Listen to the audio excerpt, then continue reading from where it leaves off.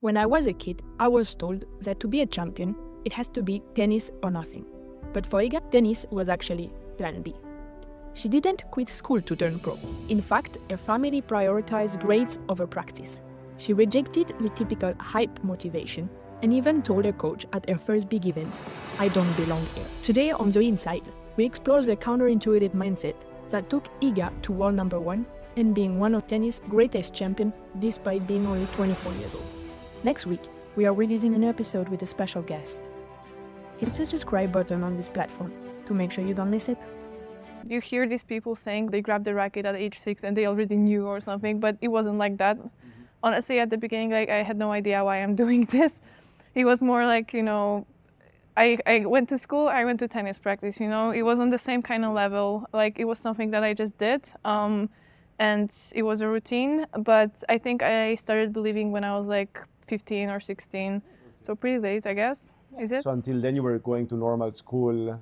Oh no, I finished high school like in a normal way. Well, I missed a lot of classes, obviously, but it wasn't like an internet school or anything. I finished high school literally like attending the classes with teachers knowing that I'm going to be absent, but catching up, by myself, kind of. That's good. Yeah. That's important also as a kid and as a teenager to keep that routine and not just be on tour and just stay home and do Well, honestly, I don't know why, but I feel like this approach that, focusing only on tennis 100%, it might be really tough for a kid, because in our home, school was the priority. If we would be, me and my sister, if we would be bad at, school and getting bad grades, we would probably be forced not to play tennis and spend more time studying or whatever. So when I was a teenager, I always felt like, even if I don't succeed in tennis or even if I get injured or something, I always have a plan B, and this is something that that can be easier on you in your mind, and not knowing that it's tennis or nothing, because then it's tough to sometimes handle the pressure or whatever. You were at high school and then you win Wimbledon at 18. Yes. Yeah, so in 2018 I think I was that was first year of high school.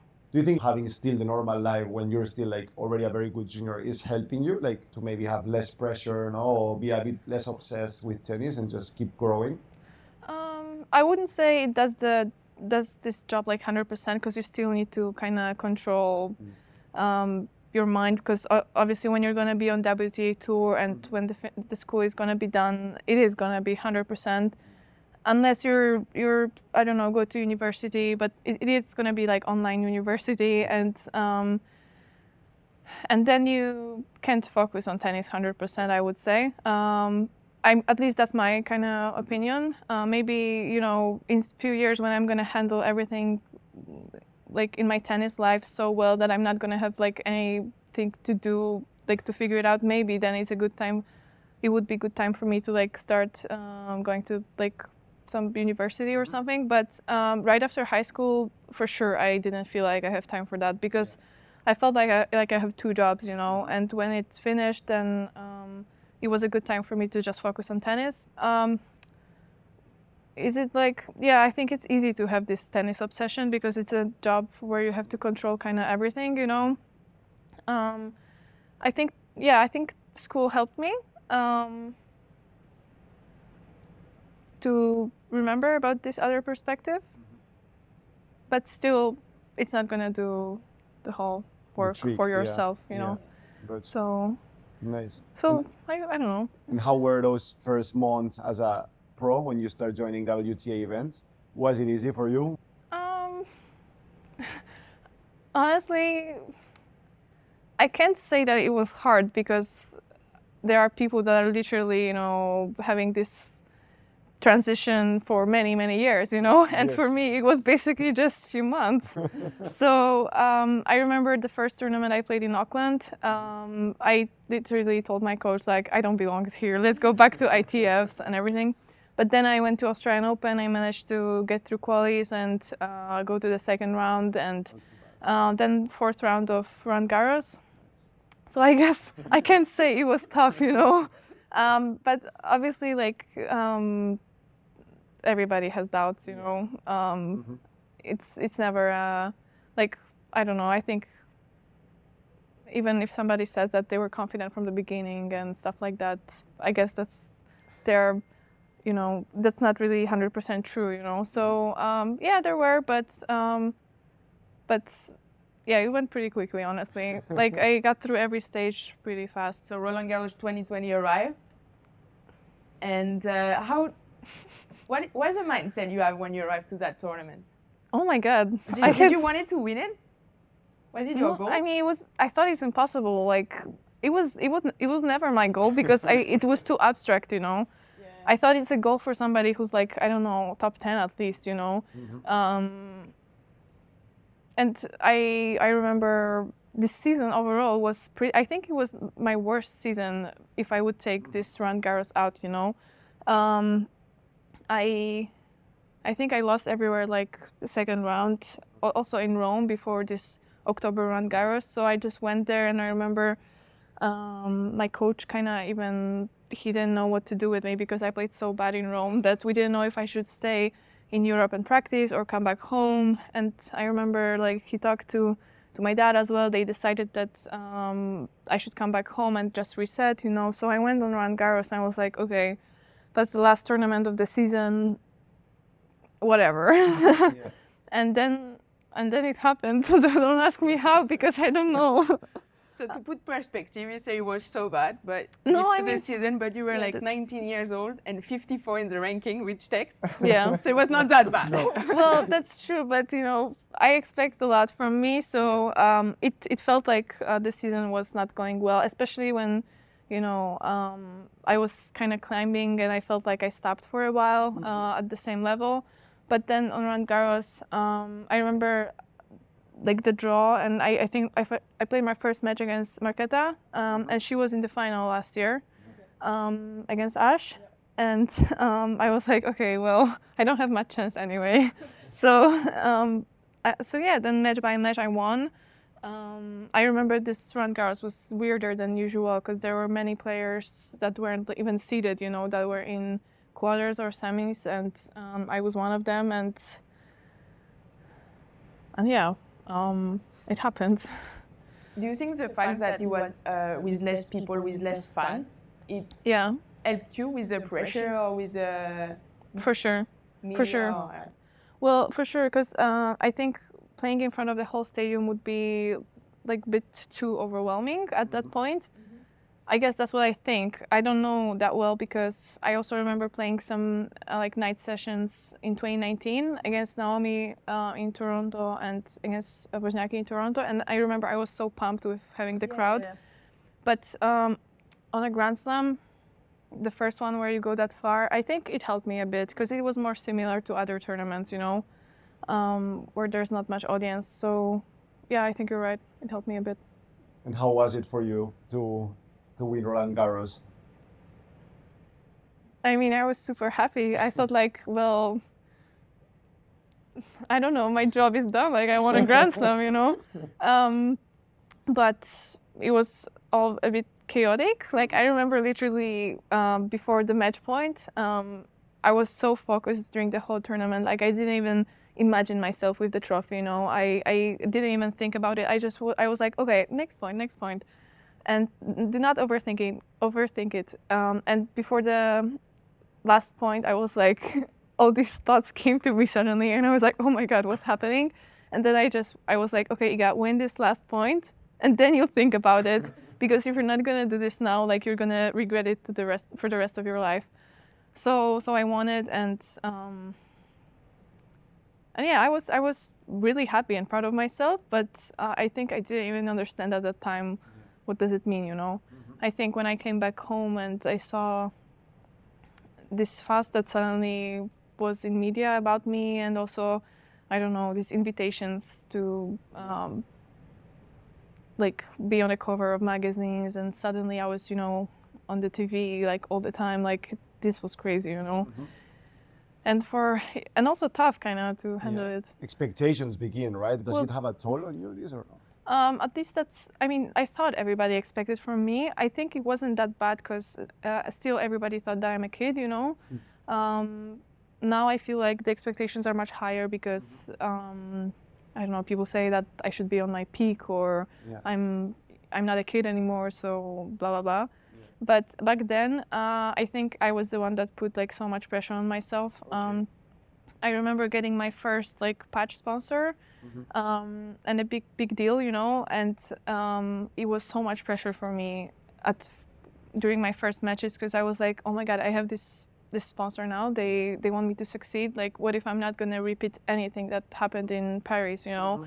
And I remember I lost the tournament before Australian Open. It was in Melbourne because it was COVID and they did all the 500s in Melbourne, kind of. And I cried for like a day because I thought like I disappointed them, you know, why did they invest like so much money in me if I'm losing? And yeah, I mean, this was tough. And like, there are a lot of things you need to like go through, I guess, because people, especially I think in like our countries and in Eastern Europe, they are like preparing for losses and how to get back from it, but they're not preparing at least for actually succeeding, you know, especially in tennis when you succeed, it's suddenly everything is so loud, you know. So yeah, I mean, every week was a different challenge for sure. Since the beginning, you've been quite open that you've been working with a psychologist and the importance of taking care of the mental part of the game. How did you arrive to this conclusion so early? Well, it didn't start then, honestly, because I wanted to work with a psychologist since I was like 14. Okay. At the beginning, I just wanted to be able to be focused more, and I don't know, I thought like working on like mental skills, kind of like, I don't know, remembering more or something. This is something important in life, you know. So at the beginning, it was more like a mental training, and I remember I looked for like different people to help me, but I never really felt like anybody is helping me, because also when I was a kid, like I was always described as the one that can't be focused, and that's funny now, right? Yes, that will not be the first adjective we'll use to describe you on court. But so at the beginning, I always wanted to work on that, and then when I got older, like and I started being like really introverted myself. I realized that I need like something more. I just need somebody to talk to about some deep stuff sometimes, you know. It's the same, it has the same importance as fitness or what we do on court, literally. So yeah, I think without it, I wouldn't be able to even have like, like a good inner dialogue on court, you know, because I'm so like tough on myself that yeah, for sure, with a psychologist, I could learn like the other perspective and kind of open my eyes, you know. In your career, what do you think drives you more? Results, winning titles, ranking, being consistent? That's a tough question because, you know, at the beginning, I didn't even think that I could be in this place, you know, so I didn't have like goals to be like top 10 or top 5. Now I would say just the stats, kind of. Like, I get very happy when I can sit after the season and see my stats and look at them, and I'm proud, you know. I just get like positive feelings, you know. So I kind of want to work for that. Obviously, like the feeling of winning, but it also changed because I remember in 2021 being in a quarterfinal of a tournament. Like, I was so happy. I even saw some highlights, you know, from 2022 when I won against, I think, Maria Sakkari in the quarters, and I got so happy. Like, and now I'm in semis of tournaments, and I'm like, oh, you know, just another one. Like, it's harder to feel it, I would say, when you already know that you've been in this place. But I think we as athletes, we should always remember these moments where we lift the trophy or we were playing like Grand Slam final or something, or semi-final, because this is what should drive us, I would say. But I guess I always like numbers, so I want to have as many like weeks or titles as possible, kind of. But it's not like, I mean, I'm that kind of player that when I think about winning, I'm usually not winning. Yeah. So it kind of has to stay on the side during the tournament, you know. You try to be more focused on the process, or like Yeah, exactly. what's the action you can do to To play your play best? better, yeah, to like have the feeling, you know, of playing better and better, but not really the results, because when I think about results, it's Well, you usually cannot control them at the end, all right? yeah, exactly. I'm trying to kind of always refocus Yeah. to think I only guess about that. That's very easy, like the idea of having that. But when you're like number one in the world or number three, or whatever, it's hard to like, yeah, sure, I'm focused on the day to day, but like, Yeah, I'm not winning.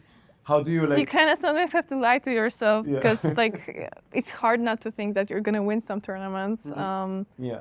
But that's the way to go. Like if it's working, then you should just continue. And like not having a lot of expectations always helped me. So I don't know. I feel like there's this I don't know, this mindset that I have kind of, and the opposite is like the American kind of motivation that you sometimes hear from athletes, like, oh, I'll be number one, like I'll win this, you know, and I'll be the best. Like, I don't know, I never really felt that, you know. Putting a lot of pressure on yourself, saying that things. No? Yeah, but it helps some people, but some people it doesn't. So it's kind of weird. Earlier, you said that, and we all know, like on tournament and on court, you have a lot of control on yourself, on your emotion, and on your attitude. And you said that as a kid, you were like kind of the opposite almost of that. Yeah. On your day-to-day life outside of tennis, how are you?